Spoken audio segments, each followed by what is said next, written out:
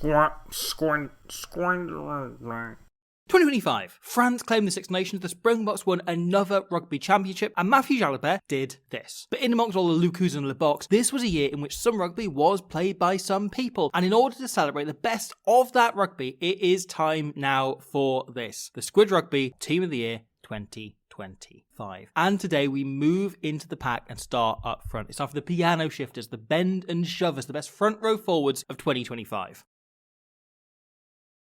It sometimes feels like Hannah Bottomman is overqualified for the loosehead prop position. She would likely already be the best loosehead prop in the world purely on the basis of her scrummaging, a totally destructive loosehead who turns the bend and push into seek and destroy. With her in the front row, England decimated literally every opponent with a regularity and ferocity. Even the men's Springboks look out with jealousy. It's truly the best part of the game, yet when you look at the rest of it, that truly becomes saying something. There are few props better at raw ball carrying than Bottomman. She's virtually a second number 8. The way she propels and drives through contact, but the real point of difference is her angles of running, more centre-esque than anything else. She's always scanning a defence and picking off the weakest shoulders or unfocused defenders, helping her to countless tries for England and Saracens this year. Yet Bottomman also won a World Cup, and let's say that again, she did win a World Cup this year, as England's best and most useful and most regularly used jackal option, winning more turnovers than any other Red Rose this year. She's so lethal at the ruck, impossible to shift, with a real knack for just teleporting over any unprotected ball, even if she seemed to be on the other side of the pitch beforehand. Skills she also deployed in helping Saris the PWR final, during which they gave it a pretty good fist, leading at half-time, and another Six Nations Grand Slam for the Red Roses, another unbeaten year. This was maybe the most open-shut case in the entire team. Ox, we love you, but this was the year of Bottomman.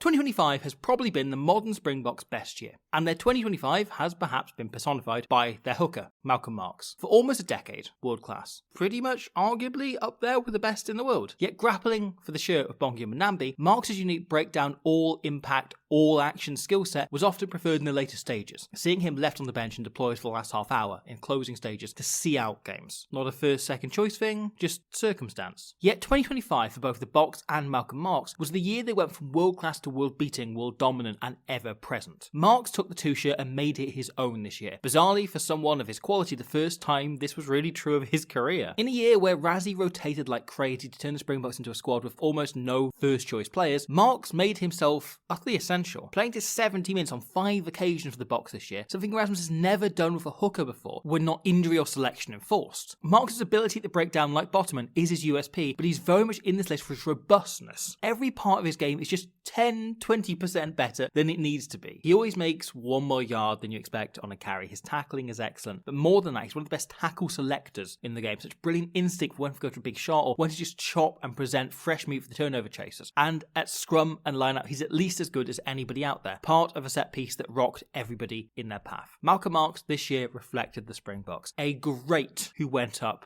a gear. He's always been exceptional, but this year he became indispensable.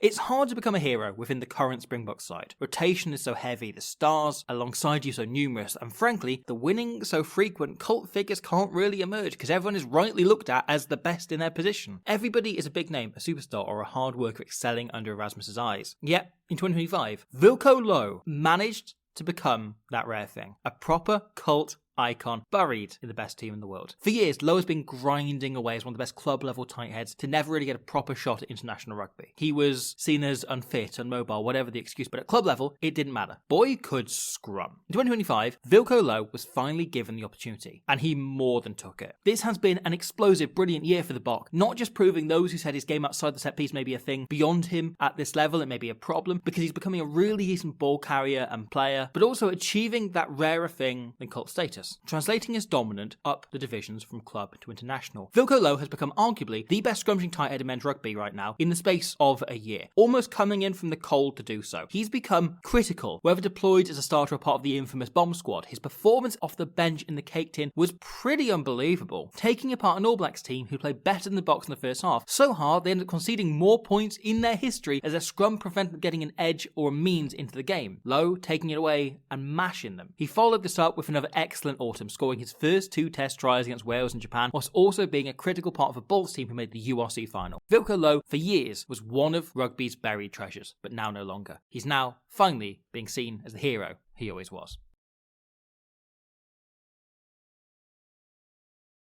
Honourable mentions, and let's get into them. There are quite a few. Another front row, full front row, easily could have got in. Dan Sheehan was as close as anybody. One of the players of the Six Nations and brilliant for the Lions. If this was an all-male team, it's probably going to be another English folk in that number 1 shirt. You've got Oxford's close, but Ellis Genge could just get in for being rambunctious and rampaging all year, whilst the USA's Hope Rogers put in a very compelling case to take the shirt from Bottomman. Oxford Nche, as we mentioned, brilliant as always, but injuries probably counted against him towards the end of the year, and a similar story for Angus Bell, who didn't always get the most game time at international level whenever given a go was at his unstoppable best this year. Nevo Dowd's insane work rate deserves a mention, as do Red Roses, Mackenzie Carson, Amy Cocaine, Lark Atkin-Davis, Kelsey Clifford, and particularly Sarah Byrne, the unstoppable Sarah Byrne. Whilst if this was an all-female team, Maud Muir likely would have kept the free shirt from last year. Her brilliant solo score in the PWR final, tipping a tight battle over Byrne. England men threw up a few close runners as well. Will Stewart, really excellent. Canada's full front row deserve mention. McKinley Hunt is brilliant. Gillian Bogue, Emily Totosi, both excellent at hooker, while particularly Dalika Menin, maybe the most impressive tight head around the park this year, often uses a bonus fly half/centre instead of the usual prop number 8 role we're more used to seeing. There's also endless more South Africans you can throw up, but particularly mention Thomas du Toit, and the full women's front row of Sanasiwa Charlie, Babalasha, and Lindewa Gwala. Vano Kokadze for Georgia, great. Fiji captain Tavita Ikanavale, Ireland's Finlay Beelum and Linda Jugang, Wallaroo Eve Capani, Italy's Marco Riccioni, Scotland's Pierre Schumann, Puma Thomas Garsho, Blackfern Chris Vilico, all excellent and deserve big mentions, more of mention than frankly we've just given them right now, whilst Tomato Williams put some in real performances, and 2 Welshies really performed. A breakthrough year for 20-year-old prop Maisie Davis, and Dewi Lake continues to fight harder than anybody else. Whole heart always on display every game. Tonga's Big Ben Tamafina, likewise, whole heart on display, and what a heart. Remains an icon, somehow an incredible worker, a role and effort shared by Samoa's Glory Samaula, whilst a few hookers also put in great shift this year that deserve mentions. France's all-action Manon Bijot, All Black Cody Taylor rolled back the years, and a huge mention for Zimbabwe's outstanding hooker, Matthew Mandioma, a huge part of their World Cup qualification, who deserves to be celebrated in 2025.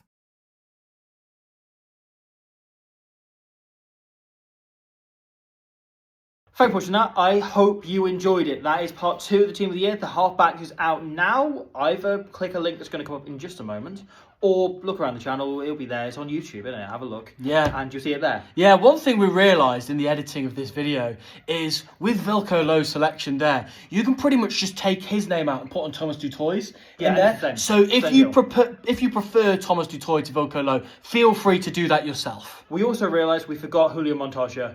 He was there. He was really close. We had him right, like thereabouts, and so he was on our Julio, list. if you're watching, please don't come for us. He was number 2 in our selection list, so he ended up missing out with Dan Sheehan as well. So he ended up sort of missing out because he wasn't on the honorable mentions list because we think he was the whole thing. So sorry to Julio Montoya. Sorry to the entire population of Argentina, including Augustin Creevy. I'm very sorry to him. Yes. We will see you tomorrow when we return for the centres. Yes, and in 2026 we will see Augustin Creevy back on a rugby pitch, hopefully. Probably in the centres. Not happy about the result, but I'm proud of the response of the team.